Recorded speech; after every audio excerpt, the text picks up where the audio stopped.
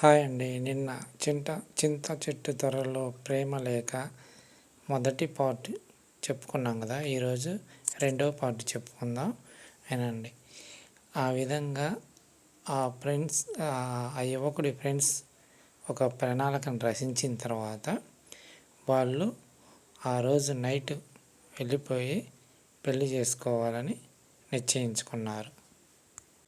అప్పట్లో సెల్ ఫోన్లు కానీ ఏమీ లేవు కాబట్టి వాళ్ళు ముందే ఆ లెటర్ల ద్వారా ఏ టైంలో వెళ్ళాలి, ఎలా వెళ్ళాలి అన్నీ సెట్ చేసుకున్నారన్నమాట.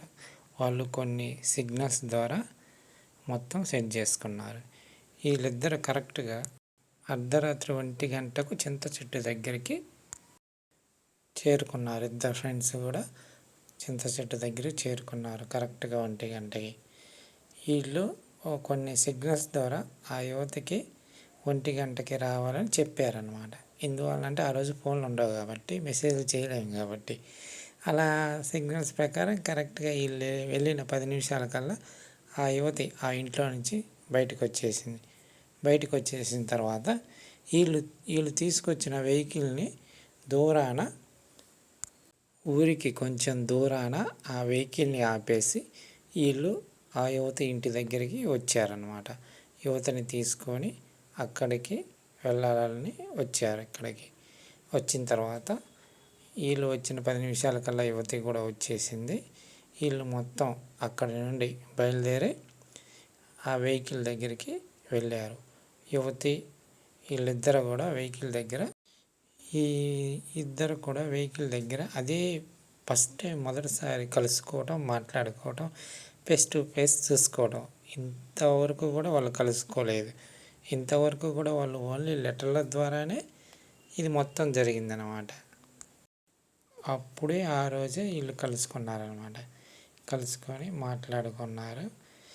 తర్వాత ముగ్గురు కలిసేసి ఆ వెహికల్లో వెళ్ళిపోయి వేరే ఊరు వెళ్ళారు. వెళ్ళిన తర్వాత అక్కడ వాళ్ళ ఫ్రెండ్స్ ఉన్నారనమాట వేరే చోట. ఈ యువకుడి ఫ్రెండ్ వాళ్ళ ఫ్రెండ్స్ ఉన్నారు. ఆ ఫ్రెండ్స్ దగ్గరికి వెళ్ళారు. ఆ ఫ్రెండ్స్ దగ్గరికి వెళ్ళి ఆ రోజు నైటు వాళ్ళ ఫ్రెండ్స్ తోటే ఉన్నారు వీళ్ళు. ఈ యువకుడు వచ్చేసి అతని స్నేహితుడు వాళ్ళని అక్కడ వదిలేసి ఇంటికి వచ్చేస్తాడనమాట. ఇంటికి వచ్చేసిన తర్వాత అతని స్నేహితుడికి బాగా నోటితోలు ఎక్కువ. ఇంటికి వచ్చిన తర్వాత అందరికీ చెప్పేశాడనమాట.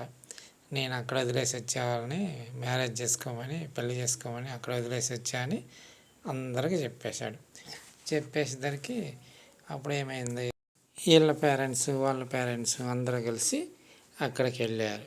వాళ్ళ ఫ్రెండ్స్ ఉన్న రూమ్ దగ్గరికి వెళ్ళారు. రూమ్ దగ్గరికి వెళ్ళి అడిగగానే వాళ్ళ ఫ్రెండ్స్ ఇప్పుడే టెంపుల్కి వెళ్ళారు అని చెప్పారు. చెప్పగానే ఈ పేరెంట్స్ బయలుదేరి టెంపుల్ దగ్గరికి వెళ్ళారు.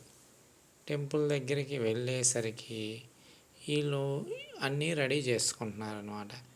మ్యారేజ్ చేసుకోవటానికి మొత్తం రెడీ చేసుకుంటున్నారు. పంతులు గారితో మొత్తం రెడీ చేసుకుంటూ ఉన్నారు. ఇంకొక గంటకైనా పేరెంట్స్ లేటుగా వెళ్ళింటే వాళ్ళు మ్యారేజ్ చేసుకునే వాళ్ళు అయిపోయేది. కరెక్ట్గా ఇంకొక ½ అవర్లోనో ఒక 1 అవర్లోనో పెళ్ళి అవుతుంది అనగా పేరెంట్స్ వెళ్ళారు. వెళ్ళి సైలెంట్గా ఏమీ గొడవ లేకుండా, ఏమీ లేకుండా సైలెంట్గా ఎవరు పిల్లల్ని వాళ్ళు తీసుకొచ్చుకున్నారు. ఆ యువతిని వాళ్ళ తల్లిదండ్రులు తీసుకుపోయారు. ఈ యువకుడిని వాళ్ళ తల్లిదండ్రులు తీసుకెళ్ళారు. ఎవరింటికి వాళ్ళు తీసుకొచ్చేసుకొని ఆ యువతికి 1 year తర్వాత మ్యారేజ్ చేశారు వాళ్ళ బంధువులతోటి. ఈ యువకుడికి కూడా ఒక 2 years తర్వాత మ్యారేజ్ చేశారు. మ్యారేజ్ చేసిన తర్వాత వాళ్ళు మామూలుగా బాగానే ఉన్నారు. ఇప్పుడు ఆ యువతికి వచ్చేసి ఒక అబ్బాయి, ఈ యువకుడికి కూడా ఒక అబ్బాయి. వాళ్ళు ఇప్పుడు హ్యాపీగానే ఉన్నారు. వాళ్ళకి ఇప్పుడు ఎటువంటి ఆలోచనలు కానీ ఏమీ లేవు. అప్పుడు ఆ ఏజ్లో వాళ్ళకి ఒక అట్రాక్షన్ వల్ల అలా ప్రవర్తించారని ఇప్పుడు బాధపడుతున్నారు. ఇది ప్రేమ కాదు, ఓన్లీ అట్రాక్షన్ అని వాళ్ళకి ఇప్పుడు అర్థమైంది. తల్లిదండ్రులు పిల్లల్ని చాలా ఆశలతోటి చాలా బాధ్యతగా కష్టపడి పెంచుతారు. 15 సంవత్సరాల నుంచి 18, 19 సంవత్సరాల మధ్యలో పిల్లలు చాలా జాగ్రత్తగా ఉండాలి. అట్రాక్షన్లో పడి మన లైఫ్ని పాడు చేసుకోకూడదు. ప్రేమ అనేది లైఫ్లో ఒక పార్టే కానీ ప్రేమే జీవితం కాదు అనే విషయం తెలియడానికే ఈ రియల్ స్టోరీ మీకు చెప్పాను. ఈరోజు వాళ్ళకి ఎటువంటి ఆలోచనలు లేవు. ఎవరి ఫ్యామిలీతో వాళ్ళు హ్యాపీగా ఉన్నారు. ఆ రోజు మేము చేసింది తప్పు అని ఇప్పుడు అనుకుంటున్నారు. అది ప్రేమ కాదు, ఓన్లీ అట్రాక్షన్ అని వాళ్ళకి ఇప్పుడు అర్థమైందనమాట. అలాగే మనం కూడా పిల్లలకు కూడా 15 ఇయర్స్, అలాగే ప్రతి యువకుడు కూడా తల్లిదండ్రులు మన మీద ఎన్నో ఆశలతో వాళ్ళు కష్టపడి మనల్ని చదివించాలని, మన భవిష్యత్తుని బంగారు భవిష్యత్తు చేయాలని ఎన్నో కలలు కంటుంటారు. అలాంటి కళల్ని మనం గాలికి వదిలేసి మనం ప్రేమ అది ఇదని మన జీవితాన్ని పాడు చేసుకోకుండా మనం ఒక లక్ష్యంతో ముందుకు సాగాలి.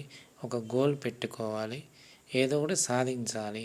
ప్రేమ అనేది జీవితం కాదు, అది జీవితంలో ఒక భాగం మాత్రమే. ఇది అందరం గుర్తుంచుకోవాలని ఒక స్ఫూర్తితో ఉంటారన్న ఉద్దేశంతో ఈ రియల్ స్టోరీని చెప్పాను. నిజంగానే ఇది రియల్ స్టోరీ జరిగింది.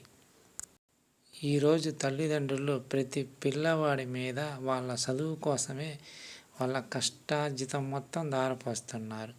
వాళ్ళు చదువుకొని ఎంతో ప్రయోజకులు అవుతారని వాళ్ళ కష్టం కూడా మర్చిపోయి పిల్లల కోసం రాత్రనక పగలనక కష్టపడుతున్నారు. అటువంటి తల్లిదండ్రులని మనం గుర్తించి వాళ్ళ ఆలోచనలను అనుగుణంగా మనం నడుచుకుంటే మన భవిష్యత్తు బంగారు భవిష్యత్తు అవుతుంది. ఈ విధంగా ప్రతి యువకుడు కూడా మంచి మార్గంలో నడిచి ఒక గోల్తో ముందుకు వెళ్తూ ఉండాలని ఆశిస్తూ సెలవు తీసుకుంటున్నాను. మళ్ళీ ఇంకొక మంచి వీడియోతో కలుస్తాను. Thank you friends. See you again.